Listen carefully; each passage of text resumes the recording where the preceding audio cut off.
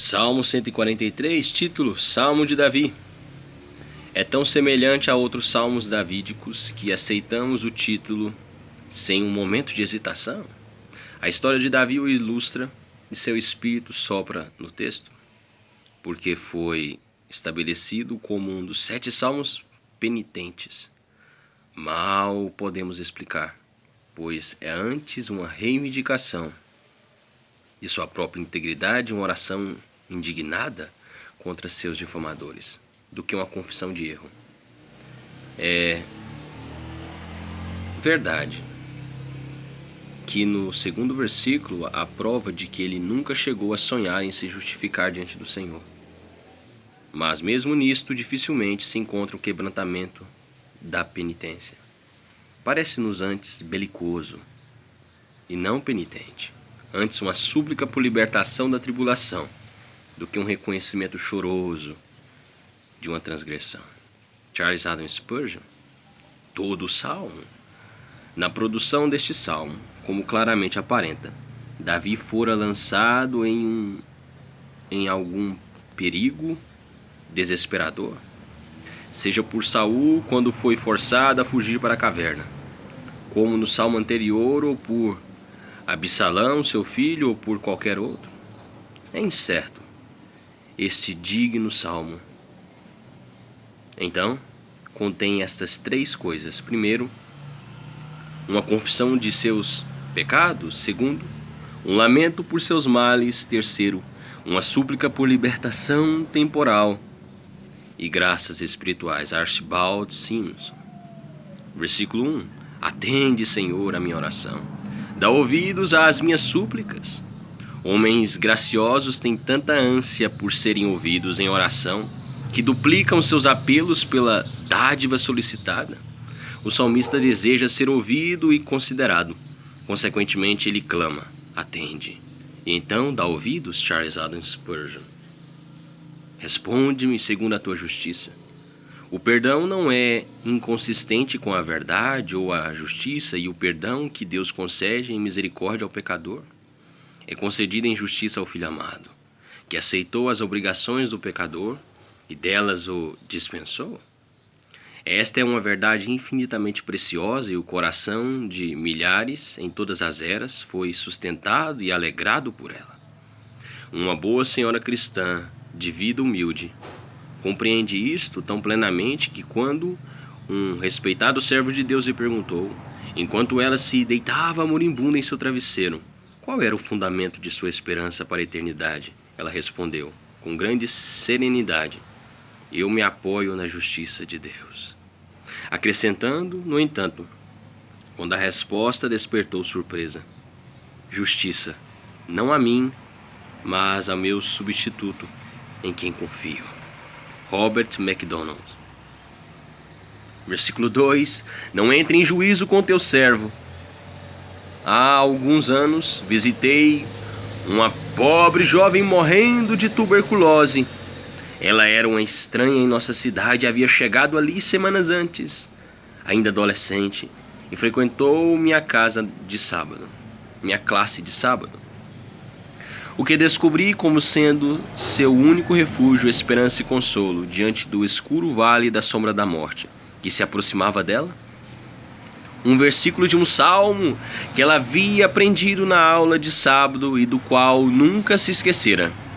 Ela o repetia com mãos unidas, olhos penetrantes e voz tênue, trêmula ao sair de seus pálidos lábios. Não entres em juízo com teu servo, porque à tua vista não há justo nenhum vivente. Não, nenhum pecador pode suportar contemplar o Senhor. Oh Deus, se tentar justificar-se. Oh Deus, se tentar justificar-se. James Copper Gray, não sei. Um jovem rapaz certa vez me disse: eu não acho que sou pecador. Perguntei-lhe se aceitaria que sua mãe ou irmã soubessem tudo o que ele fez, ou disse, ou pensou, todos os seus movimentos e desejos. Após um momento ele disse: não, de fato eu não gostaria que elas soubessem. Não, de modo algum. Então você ousaria dizer à presença de um Deus Santo, que conhece todos os pensamentos de seu coração: eu não cometo pecado? John B. Gould. É Gould? Não sei. Porque à tua vista não há justo nenhum vivente. Esta época tola tem produzido espécimes de orgulho tão exagerado que homens ousaram declarar perfeição na carne. Mas esses bajuladores de glória vã não são exceção à regra aqui colocada. Eles são apenas homens e pobres espécimes de homens. Quando suas vidas são examinadas, frequentemente são considerados mais falhos do que os humildes penitentes diante de quem alardeiam sua superioridade. Charles Adam Spurgeon, versículo 3. Tem arrojado por terra a minha vida. A difamação tem um efeito muito deprimente sobre as almas. É um golpe que derrota a mente como se tivesse sido derrubada por um soco. Charles Adam Spurgeon, versículo 5. Lembro-me dos dias de outrora, quando não vemos nada novo que pode nos alegrar. Pensemos no que temos de outrora.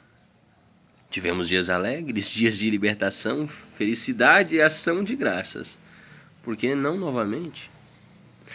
Jeová resgatou o seu povo nas eras distantes, séculos atrás, porque ele não faria o mesmo novamente.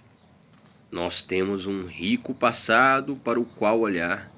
Temos memórias ensolaradas, memórias satisfatórias e estas são como flores para as abelhas da fé visitarem, das quais elas produzirão mel para uso presente. Charles Adam Spurgeon. Versículos 5 e 6. Penso, a ti levanto as minhas mãos. A meditação é criada da oração que por ela espera. Antes e depois da execução da súplica, é como o arado diante do semeador, preparando o coração para o dever da oração. E como o rastelo depois do semeador, cobrindo a semente quando é semeada. Como a tremonha alimenta o moinho com grãos, assim a meditação supre o coração com substância para a oração. William Gurnall. Versículo 6. A ti levanta as mãos, como um pobre mendigo faz por esmolas. Como um pobre mendigo faz por esmolas. A mendicância aqui não é a atividade mais fácil e mais carente. No entanto, a mais difícil e rica de todas as outras. John Trapp. A minha alma ansia por ti como terra sedenta, como o solo se racha, escancara-se e assim abre sua boca em súplicas emudecidas. Assim a alma do salmista se partia em anseios. Ele tinha sede do Senhor. Pudesse ele apenas sentir a presença de seu Deus, não mais seria sobrecarregado ou habitaria na escuridão. Não, tudo se transformaria em paz e alegria. Charles Adam Spurgeon. Selá, Almeida Revista e Corrigida. Era momento de parar, pois a súplica havia atingido o ponto de agonia. Ambas as cordas da harpa do coração estavam tensionadas e precisavam de certo descanso para se endireitar novamente para a segunda metade da canção. Charles Adam Spurgeon, versículos 7, 8, 10 e 11. Vivifica-me, Senhor, por amor do teu nome. Isto está exatamente correto. Nossas orações, assim como nossa obediência, devem ser imparciais? Não. Devemos desejar consolo por amor à santidade, e não santidade por amor ao consolo. John Fawcett. Versículo 8. Faz-me ouvir pela manhã da tua graça. Não é grande surpresa que ateus e papistas, que juntos recusam a palavra de Deus, vivam sem consolo e morram sem consolo, porque recusam um instrumento que deveria lhes trazer alegria. Boa razão porque morrem sedentos, considerando que rejeitaram esse vaso, a palavra de Deus, pela qual seriam revigorados. Portanto, considerando que a fé vem pelo ouvir da palavra de Deus e todo o nosso consolo surge dali, oremos a Deus, para que abra nossos ouvidos e nossos corações e recebamos do Senhor as boas novas de reconciliação. Charles Haddon Spurgeon. Faze-me ouvir pela manhã da tua graça. Mas para que as aflições nos deixem, desejamos então que elas tivessem pés de corça para correrem de nós, ou nós asas de uma pomba para voar para longe delas e termos descanso. Que prisioneiro não deseja ser liberto neste momento e que a suave mão da liberdade possa soltar seus laços de ferro? Que marinheiro deseja uma longa tempestade? Que servo não suspira por seu árduo aprendizado? Sim, quem é o homem que, surgindo a oferta de retirar da boca do cálice da calamidade, dizendo: deste você não mais beberá, responderia? Desculpem a furadeira de fundo, vamos lá. Deste você não mais beberá, responderia. Este cálice não passará de mim?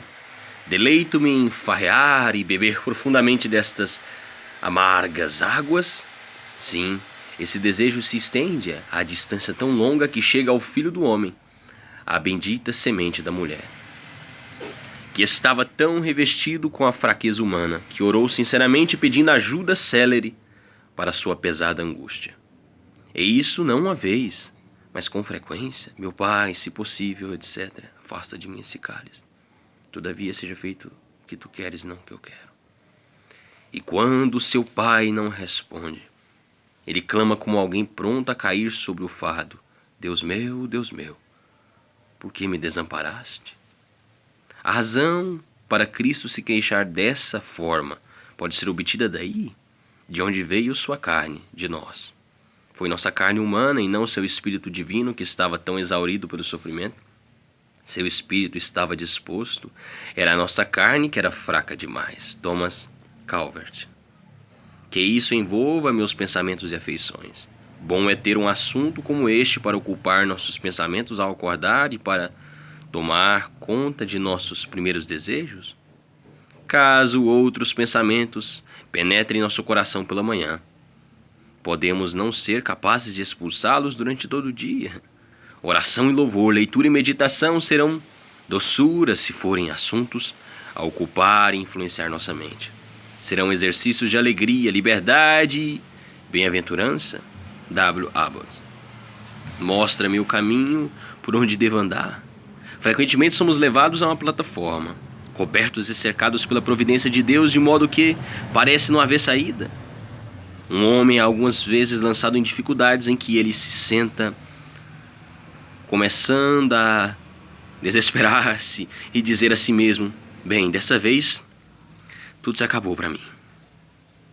Como o estorninho pássaro citado no livro Uma Viagem Sentimental de Laurence Sterne, 1713 até 1768. De Sterne, ou pior, como o homem na jaula, no relato de Bunyan, no livro O Peregrino, que diz: não consigo sair, porém, quando Deus retira desse homem toda a sua autoconfiança e seus recursos próprios, uma porta se abre na parede. Ele se levanta, anda em liberdade, louvando a Deus. George Barrow Cheever. Versículo 9. Livra-me, Senhor, dos meus inimigos, pois em ti é que me refugio. Jesus fez de si mesmo o refúgio do seu povo. Quanto antes e mais plenamente nos refugiarmos nele, melhor será para nós. Sob o dosel carmesim da expiação do Senhor, os cristãos estão completamente escondidos. Habitemos ali e tenhamos descanso. Charles Haddon Spurgeon. A audácia de Davi chegou a isto, e ele agora se alegra em voar?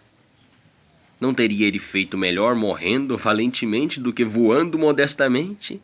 Oh, minha alma, voar nem sempre é sinal de mediocridade, nem sempre é valioso o enfrentamento.